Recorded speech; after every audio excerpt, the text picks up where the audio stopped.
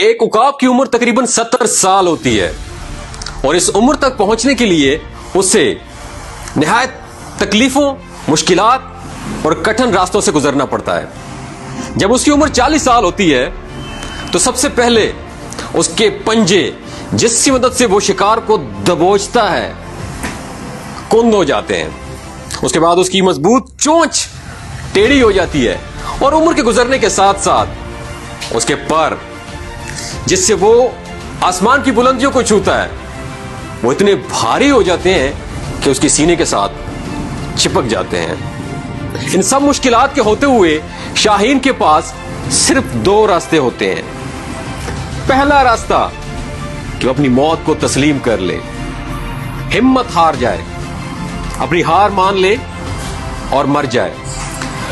दूसरा रास्ता 150 दिन की मेहनत यानी 5 महीने की मेहनत के लिए तैयार हो जाए। आपका क्या ख्याल है, शाहीन कौन सा रास्ता चूज करेगा? जी बिल्कुल, शाहीन हार नहीं मानता। वो अपने आप को 5 महीने 150 दिन की मेहनत के लिए तैयार करता है। वो पहाड़ों में चला जाता है और पहाड़ों में जाके सबसे पहले अपनी चोंच को पत्थरों पे मारता है और अपनी चोंच को पत्थरों पे मार मार के उसे तोड़ देता है। जब नई चोंच निकलती है तो नई चोंच की मदद से वो अपना एक एक नाखून उखाड़ के फेंक देता है। जब नए नाखून निकलते हैं तो वो नाखून और चोंच की मदद से अपना एक एक बाल उखाड़ के फेंक देता है। इस तवील अरसे में उसे 5 महीने लगते हैं। जब 5 महीने बाद वो पहाड़ की चोटी पे खड़े होके नई परवाज भरता है, हवाओं में उड़ता है, नई चोंच, नए बालों के साथ और नए परों के साथ, तो उसे ऐसा महसूस होता है जैसे उसने दूसरा जन्म लिया हो, नया जन्म लिया हो। इस तरह वो मजीद जिंदगी की 30 बहारें देख पाता है।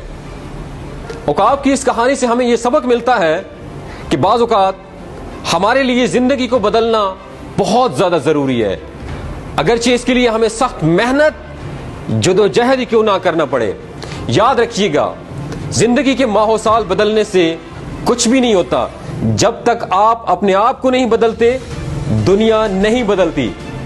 मुझ नाचीज समेत हर पाकिस्तानी नौजवान तब्दीली को बाहर की दुनिया में देखना चाहता है, हालांकि असल तब्दीली अंदर की तब्दीली है। सबसे पहले तब्दीली अंदर आती है, फिर बाहर की दुनिया में तब्दीली नजर आएगी।